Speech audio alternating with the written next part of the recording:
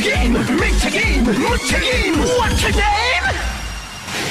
I'm a Kamen Rider. What's up, everybody? It's the Quarter Guy, and this is the kind of bittersweet message I didn't think I would be talking about this soon. It's the end of an era for Nintendo. Yeah. As all of you probably know by now, on February 21st, 2019, the president of Nintendo of America, Reggie Fils-Aime, announced that he would be retiring from his position to spend more time with his family. And when I first heard the news, I was like, whoa. That kind of came out of nowhere. And it really made me think about just how important Reggie was to Nintendo over the past 14 years, if I remember correctly.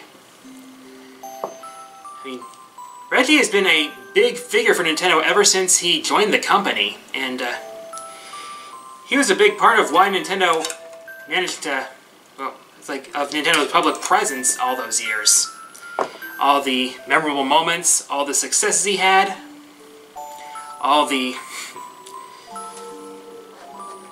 joy he shared with us, not just through interacting with the other people of Nintendo of America, but also with the higher-ups, and especially with the fans, through the Nintendo Direct and the various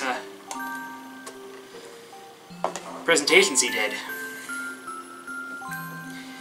Some of my favorite moments of Reggie were the original My Body is Ready moment when he was demonstrating Wii Fit. The time he participated in the ads for Yokai Watch. I especially liked all the memes he was a part of, like the Animal Crossing New Leaf bit, and more. Oh yeah, that's right, there was the whole Mother 3 joke that he made at one of the digital presentations at E3. But while I am rather surprised and it's bittersweet to see him go, and I will miss him, there are a couple of things about this that I am happy about. The first being was that he was able to retire on his own terms, you know, without being forced out by some sort of scandal or anything like that. Like we've seen some people in the industry do nowadays.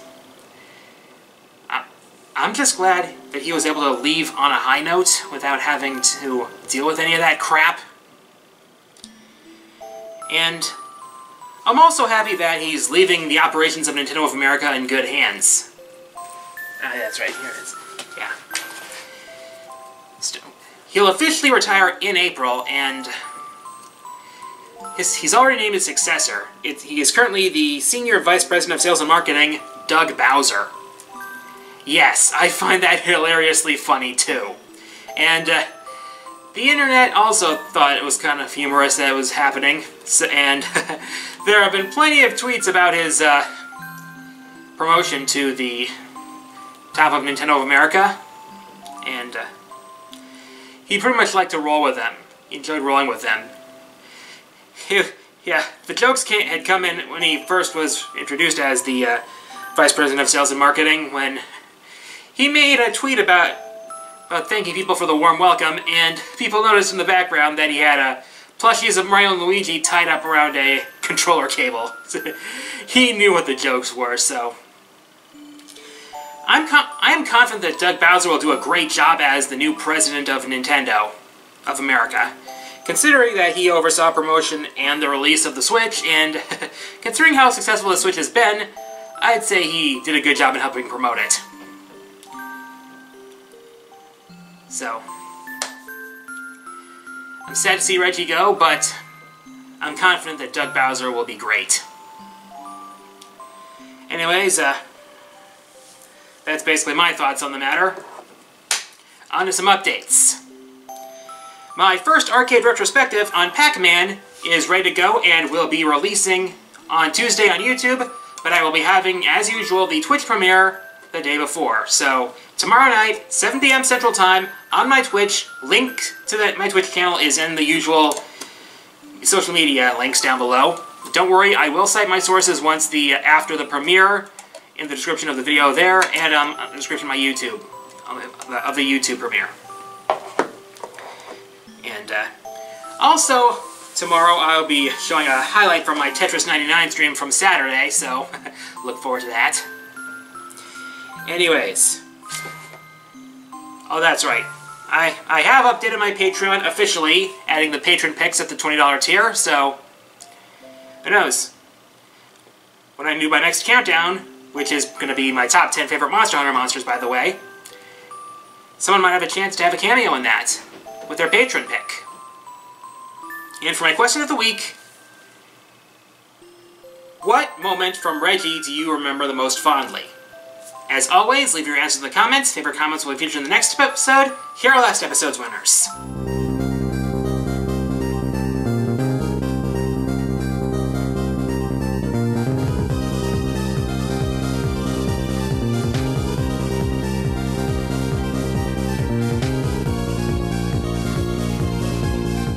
And with that, time for the fourth wall mailbag. As always, look for the community post, leave your questions there, and I'll answer my favorites in the next episode.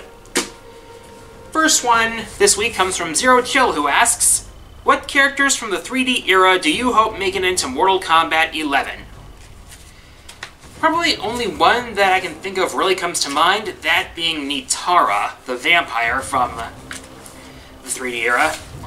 And my reasons as for why are kind of simple. I would like to possibly see her fleshed out a little more, because she didn't get really a lot of exposure in her brief appearances back in the 3D era. Deadly Alliance, Deception, Armageddon, that era. But vampires can be pretty cool characters if handled properly, and I'd like to see a character like Nitara handled properly. Hopefully without going overboard on the sexual stuff, but yeah. Next question comes from Master of Jean Alter, who asks, are there any games you want to see ported to the Nintendo Switch?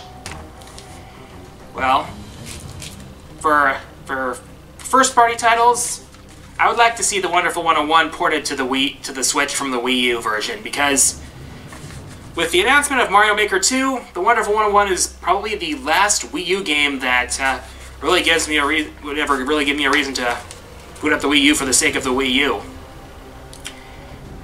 Without that, the Wii U is just for me an HD Wii, and I would be fine with that. Besides, the Wonderful 101 needs to be on a platform that has a bigger install base so that it might have a chance to actually, you know, sell.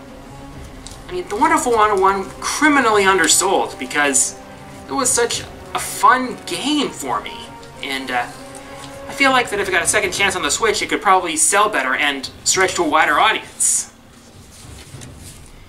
As for third-party titles, I would love to see an HD remaster, well, it's like, or at least a Beautiful Joe collection on the major platforms, including the Switch, because I miss Beautiful Joe. I really do. Beautiful Joe was so much fun. In fact, I've got it on my GameCube, and at some point I probably should do a Let's Play of those, so I just gotta find the time for it. Next question comes from Jeffrey Glenn, who asks, do you think that Proto Man and Bass will be DLC for Mega Man 11? At this point, it kind of seems unlikely, given that the next game is slated to go into pre-production, or at least that's been implied this year. So I honestly kind of think they're done with Mega Man 11 with the base game. Not that the base game was bad or anything. I really enjoyed Mega Man 11. Though it would have been nice to see Proto Man and Bass in there somewhere. Maybe in the next Classic Series title we'll have them. But, okay. Final question this week comes from Bolting Master, who asks, so, about that fifth Fate.